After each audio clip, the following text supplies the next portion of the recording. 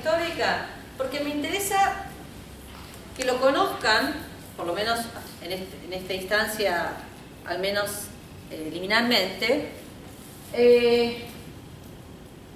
para que lo contrasten con lo que fue la narrativa de derechos de los niños en América Latina. Este es el punto que quiero. ¿Y por qué? Porque en mi interpretación, en América Latina pasó algo no reconocido, que no se advierte en otras partes del mundo, ni desarrollado, ni subdesarrollado o en desarrollo, ni en África, ni en el sudeste asiático, ni en la América anglosajona, ni en Reino Unido, o la Europa continental, o Europa del Este. América Latina tuvo una forma singular de interpretar el corpus juris que acabamos de ver, que se basa en unos puntos de vista muy curiosos, que se entienden por razones históricas y culturales, pero que han tenido un efecto, si quieren, contrario a una agenda de avance de los derechos de los niños. Y centralmente, en lo que a mí me interesa argumentar acá, no han ayudado al desarrollo de una teoría de los derechos de los niños robusta, que implicó que para interpretar los derechos de los niños se utilizara la misma matriz de los derechos de los adultos. No van a encontrar un libro, salvo en la próxima aparición, cuando el profesor Kirstenbaum publique su tesis doctoral. No hay en América Latina libros que desarrollen, que discutan con los filósofos del derecho y que quieran y planteen una estructura de los derechos de los niños, desde la filosofía moral a la filosofía del derecho. Entonces lo que se hizo fue tomar la estructura o la manera en la que se entendió tradicionalmente los derechos de los adultos y con esa matriz aplicarla al entendimiento de las normas de derechos de niños. Y eso que implicó como punto de partida, aquello con lo que comencé también yo mi presentación esta tarde. Darle una prevalencia a los derechos de libertad por sobre los derechos de protección. A las libertades negativas o derechos de defensa sobre las libertades positivas o derechos, en lenguaje de derechos de los niños, de protección especial. Es central que esto quede claro. Ahora, cuando ustedes leen lo que dicen los tratados, es evidente la prevalencia de los derechos de protección especial, porque estamos hablando de un grupo vulnerable que tiene una agencia incompleta, respecto de los cuales claramente está justificado el paternalismo, etcétera, etcétera, etcétera. Sin embargo, cuando vemos lo que en América Latina se dijo de esos tratados y vemos el énfasis que ha habido en determinados temas, lo que vemos es que el niño es puesto par conditio con el adulto. Parte de las dificultades que hubo y como quedó redactado el artículo 26, sobre todo en la parte final, más allá de las buenas intenciones de los legisladores y de las redactoras, tiene que ver con esta conversación que no se termina que no profundiza y que no resuelve, ¿sí? Que no tenemos claro qué idea tenemos de los niños. Entonces no sabemos si son adultos, chiquitos, si son unas personas que tienen unas características singulares, que entonces necesitan una protección de derechos singular, como dicen varios autores, la infancia o la niñez es una enfermedad que se cura con el tiempo, ¿sí? ¿Cuál es esa la idea que nosotros tenemos porque el punto es que si no aseguramos los derechos de protección especial no se va a curar porque nunca va a poder llegar a ser adulto siquiera, si fuera esa la interpretación. De modo que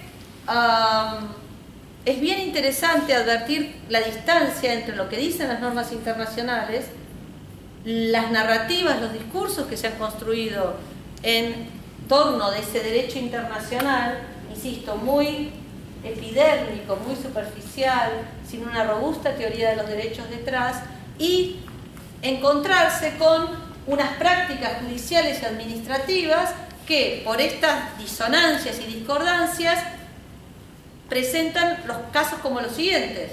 Un niño en una situación, en situación de calle, se los voy a complicar un poquito más. Una niña en situación de calle, embarazada y con alguna enfermedad grave de transmisión sexual, con una adicción para complejizar el caso, a la pasta base, que según alguna información también está inmersa en una red de trata.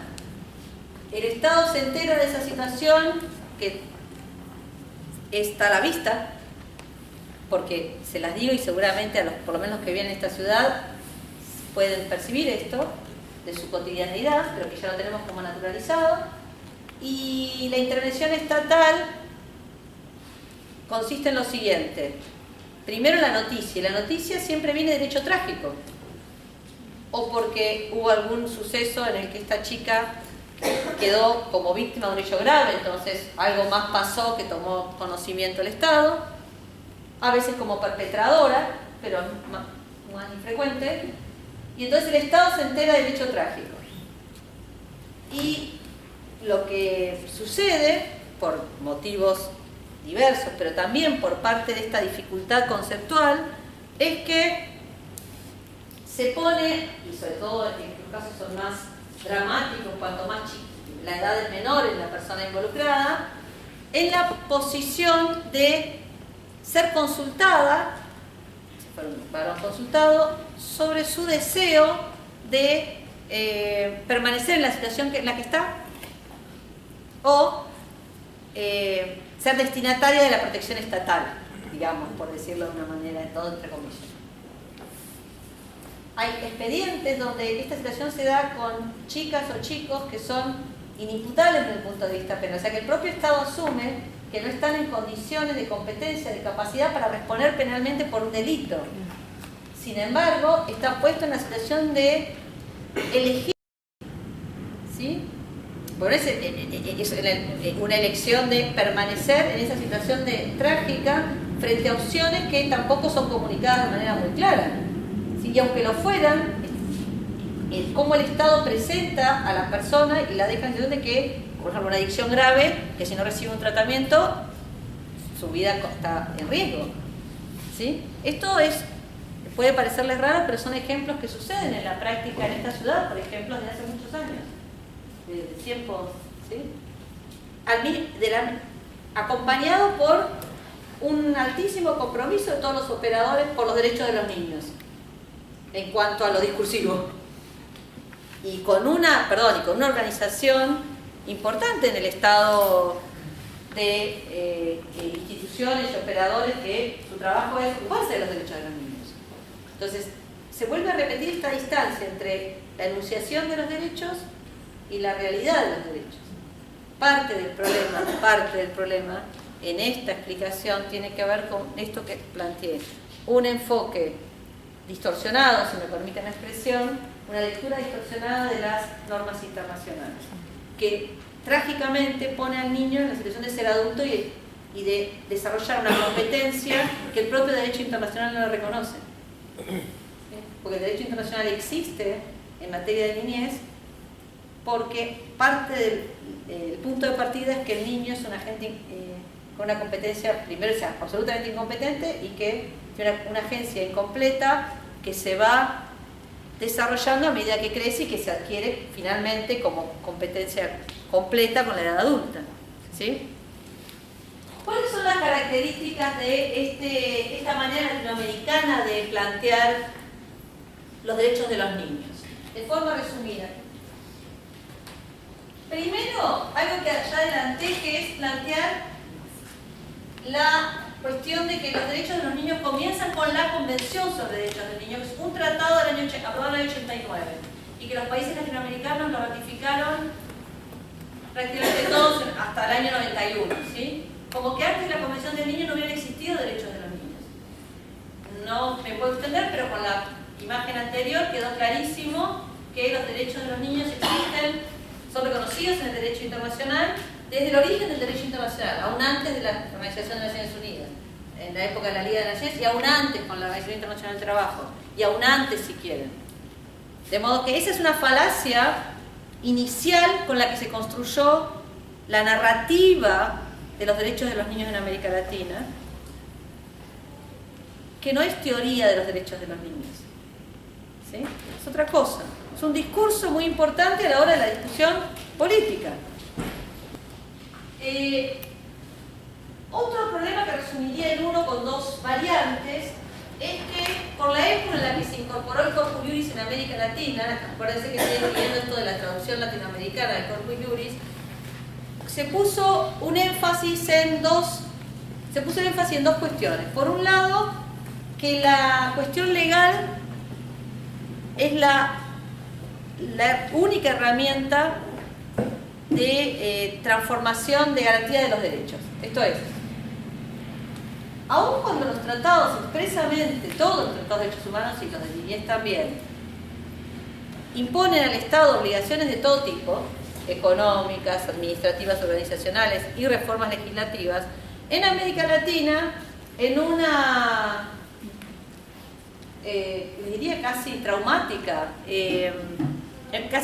enfrentamiento con las instituciones de menores que existían en los diferentes países, se planteó que la cuestión de la reforma legal era lo central y se puso poco o ningún énfasis en las transformaciones estructurales e institucionales.